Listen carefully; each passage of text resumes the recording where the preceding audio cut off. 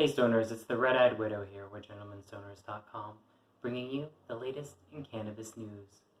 Now if you're watching this, I assume that you're probably on a stay-at-home order, and if not, and you're just part of the 6% of people that aren't ordered to stay in their home, part of the free people. I'm just kidding. You're a free person. You can do whatever you want. But you can also leave your home because cannabis was labeled an essential business. That is a milestone comparatively to where we were at just like 10, 20 years ago, maybe even 5. Because, well, the black market was unregulated, so, couldn't really shut that down. Although there's kind of a little bit of a disagreement as to which parts of cannabis is considered essential, and part of the cannabis industry that is labeled essential is mainly the medical, but there are some states that have labeled their recreational marijuana industry as essential too. My own opinion on the matter is that, well, every business is essential, and depending on who you are, you might consider something completely essential that I might. It's really just an opinion. And my own opinion on the matter is that every business is essential.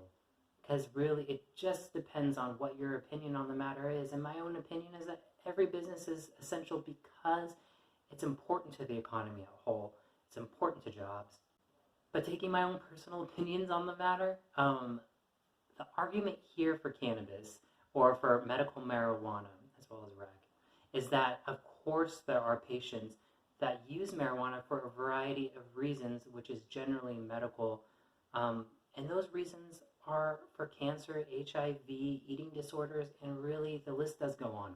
However, if we were to explain why I do particularly love Kate Brown's, the governor of Oregon, what she said about her medical and recreational cannabis sales, and why she chose to keep them as essential businesses.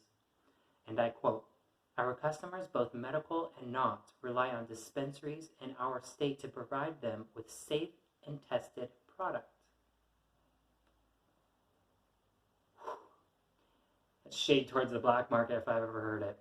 This service is critical to tens of thousands of patients registered with the Oregon Health Authority, as well as tens of thousands of consumers who are not registered patients but still rely on cannabis to control and alleviate their conditions.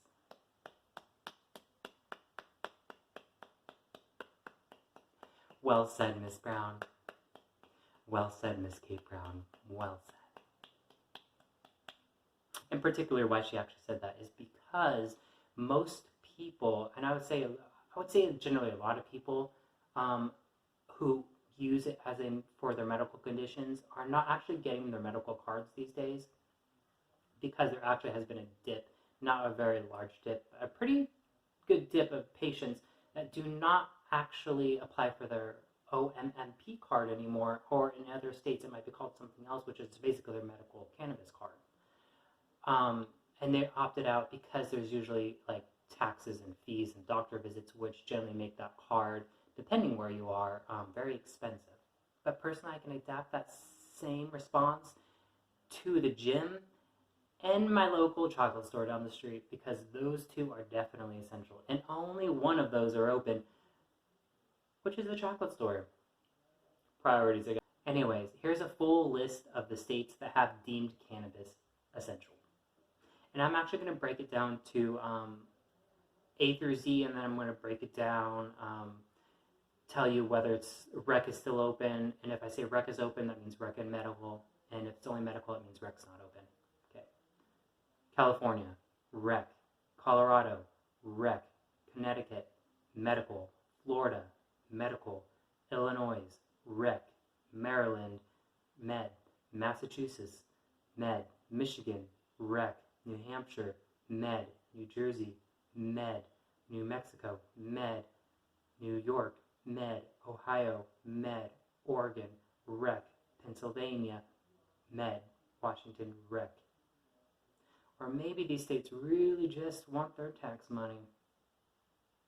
And I have to say, there actually have been reports of long lines at cannabis stores. And the thing is, I know that in some clauses for essential businesses, they ask the dispensaries not to try and disperse the lines and not to let them congregate together because of the 6 foot rule, which I've been looking at some of the lines, and those are 6 foot, but you're free. You do whatever you want. In my own forecast of the essential business, them being able to stay open because this is an economic downturn and because it seems like this is more of a societal breakdown, generally between those two things, you're going to see supply shortages because it's just getting out of winter into spring. And generally, if you're in a state that does outdoor, outdoor is long ways from finished. There might be light depths which can be finished in June or July, but I do see for the first, unless it's indoor, I do foresee for the short term for prices to go up as well as for shortages to start, because when things are going wrong, what do you turn to? Drugs and alcohol. At least that's what humans turn to, at least statistically and historically. Now let's get a little bit real here. I actually want to talk to you directly, because no matter what happens, no matter what you're told, no matter how forcibly you are not supposed to go outside, I really do want to tell you, and no matter what laws get enacted, I really want you to know that you are a free, independent person. God gave you your freedom, and God gave you your rights. Government doesn't give you your rights.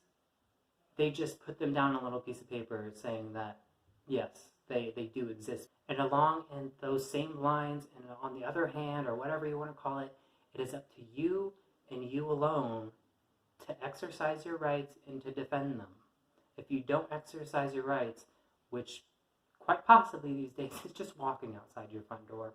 But anyways, please stay safe, stay free, and I am the Red-Eyed Widow with GentlemanStoners.com, and I am about to go quarantine.